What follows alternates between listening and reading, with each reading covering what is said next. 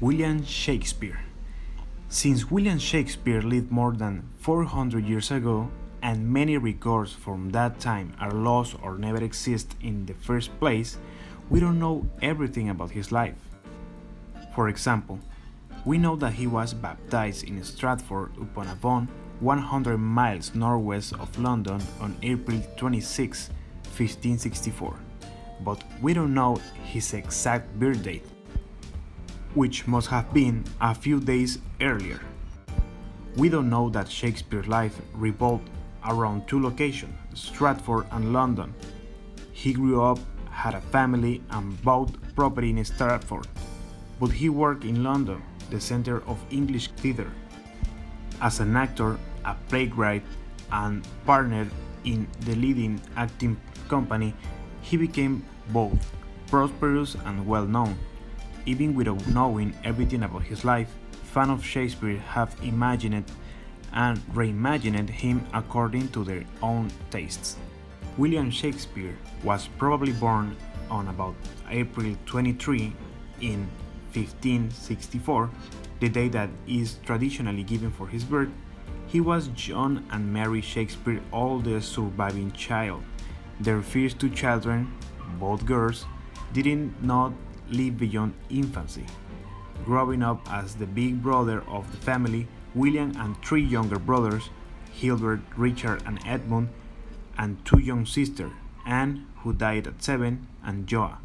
Their father, John Shakespeare, was a leather worker who specialized in the soft, white leather used for gloves and similar items. A prosperous businessman, he married Mary Arden of the prominent Arden family. John rose through local offices in Stratford, becoming an alderman and eventually, when William was 5, the town bailiff, much like a mayor. Not long after that, however, John Shakespeare stepped back from public life. We don't know why. Shakespeare, as the son of a leading Stratford citizen, almost certainly attended Stratford Grammar School. Like all such schools, its curriculum consists of an intense emphasis on the Latin classics, including memorization, writing, and acting classic Latin plays. Shakespeare most likely attended until about age 15. A few years after he left school in late 1582, William Shakespeare married Anne Hathaway. She was already expecting their firstborn child, Susanna, which was a fairly common situation at the time. When they married, Anne was 26 and William was 18. After marrying, she spent the rest of her life in Stratford. In the early 1585, the couple had twins, Judith and Hamnet, completing the family. In the years ahead, Anne and the children lived in Stratford while Shakespeare worked in London, although we don't know when he moved there.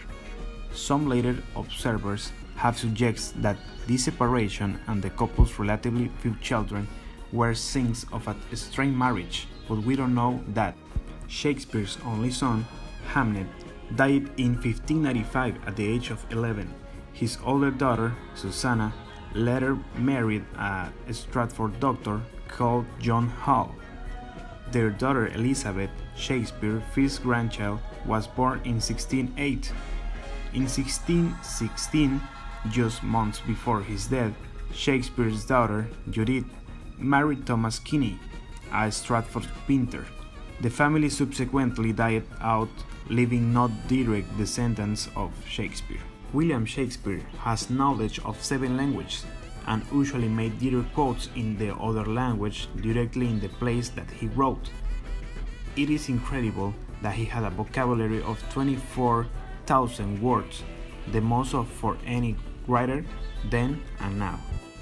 The writings of Shakespeare actually influenced the English language, as it work contributed to standardize the English language rules and the grammar in the 17th and the 18th centuries.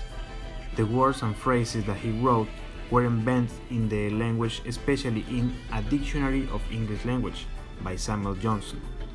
The introduction of new words as well as phrases had greatly enriched the language English, which made it more expressive and colorful. Some believe that Shakespeare was the first to use about 1,700 words, words that be created by borrowing from other language, changing verbs into adjectives or nouns and vice versa, adding suffixes and prefixes and connecting other words as well as creating new ones. He had several phrases that are still very much part of today's language and conversations, such as "for circle," "a sorry sight," "a strange bedfellow," and "seen better days." Shakespeare had invented a lot of words that are still used nowadays.